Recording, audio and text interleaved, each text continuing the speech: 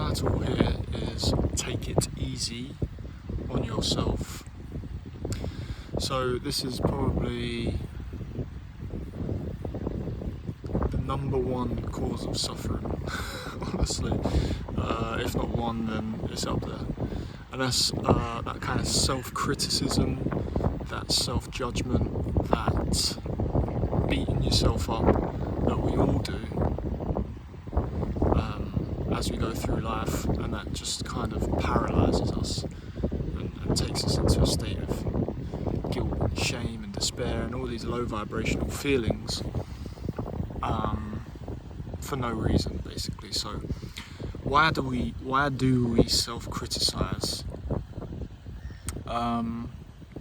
It's a few things really. I would say it's the over-reliance on the mind. So the mind tends to look at the past and look at the future. It extrapolates the past, it tries to predict the future, and in that it creates expectation that isn't in the here and now. It's an expected outcome, and that might be expected or hoped, or things you want to do, visions for yourself and your life, desires, etc. And then when you make a decision, or it doesn't kind of fit that path, doesn't fit along the path that you've kind of pictured, you feel like you've done something wrong and you're not going to get the outcome that you desire. So that's part of it. So it's just the mind doing its thing. And then the other part of it is conditioning. So that voice that is critical, it's not actually your voice, it's not your thoughts. Quite often it's the thoughts that or the expectations from the parents that we carry with us into our adult life. So when we're children, we are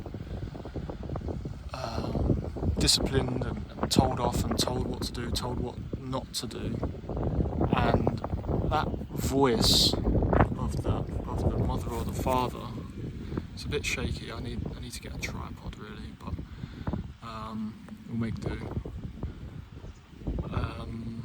That voice of the mother or the father stays with us as we carry it into our adult life. And so when we do something that we feel like might be wrong, we beat ourselves up about that. Or if we make a mistake, we beat ourselves up about that. And a lot of that comes from that voice inside your head that is the mother or the father. When we grow up, because we're little children, we rely on our parents for our own survival. So in a lot of respects they become like God for us. Do you know what I mean? There's a heavy reliance on the mother and the father, just the mother, just the father, or both, for your survival. And to get your needs met, you have to live in compliance with the rules that they set, and you know, God willing, they have enough awareness and are able to be nourishing parents that can focus on the child's development. But just usually that's not the case, because they are themselves flawed human beings that didn't receive proper development themselves, and they carry their own thought patterns and conditionings and baggage, basically, and that can sometimes get projected onto the parent. Parents do their best to raise a child for the most part. I mean, there's a lot of parents that actually don't do their best to raise a child, but I would give humans grace that most do try their best, but they might over-discipline, they might over-coddle, they might do certain things, but basically that we as humans, as we develop and as we become into being adult humans, we still carry that voice of our parents with us. And more often than not, it's a critical voice. Do this, don't do that, you should have done this, you need to do that. And that becomes our kind of benchmark for everything that we do. And we're flawed human beings. Sometimes we carry desires, addictions, etc. that need to burn out. But when we do these things, that voice comes in and starts to be very critical. Or it could be if you didn't get a job that you wanted and you didn't do such a good thing in the job interview. You might come out of that after the rejection and be like, oh, you're an idiot, you're this, you're that, you should have said this, you've got to be more that. And if you listen carefully, that kind of language is like what you hear from parents to children quite often. You need to do this, you need to say please and thank you, you need to look where you're walking, etc. So we carry those with us, and so that is also the mind. So I guess it's all one point rather than two. That it's all mind driven. This kind of criticism, self-criticism, self-judgment, and it just creates this vicious loop, vicious cycle where you live life, you make mistakes, you're flawed. You're learning. You're groping in the dark. You're trying to live a full, fulfilled life, and you don't necessarily know what to do or where to go, and you're relying on trust, and you make bad decisions, and you give in to desires, etc. That's the human experience. That's part of why we came here. But you go and compound the issue by seeing what you've done and beating yourself up about it. And that just keeps you in a perpetual state of shame, guilt and fear. Shame, you feel ashamed about what you've done and not being able to live up to your own expectations or the expectations of that voice in your head. Guilt, because maybe that decision you made hurt other people, or had implications on other people, or you just feel guilty about kind of betraying yourself, perhaps, depends on what the situation is. And then fear, you become fearful of making decisions and fearing of making bad steps and doing the wrong thing. And this can carry into like a lot of things. It can carry into our vocation, it can carry into our job, our home life. Maybe you get into an argument with your significant other, your boyfriend, your girlfriend, your wife, or your husband, and you start beating yourself up about something that you said or did that you didn't necessarily mean, or it came from the right place but came out wrong, or whatever kind of thing that you've done there. And instead of giving yourself grace and taking accountability, but giving yourself grace and learning from it, you then beat yourself up about it and just keep yourself low.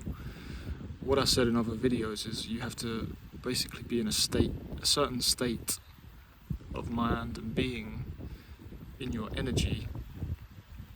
And I don't know if you've ever seen that chart where you have at the top joy, love, enlightenment, and it's a scale, courage, etc. And the bottom one's always shame, fear and guilt. They're always shame, fear and guilt. And this self-judgment, self-criticism keeps you there.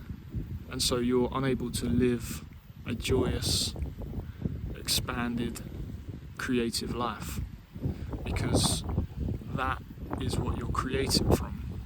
Remember in the last video as well, I said what direction is the energy going? Are you a victim of circumstance? Is the outside dictating the inside, or is the inside dictating the outside? It's important for the inside to dictate the outside, and the inside to the best of your ability, you've got to stay in high vibration, you've got to stay in joy, happiness, creation, courage, love.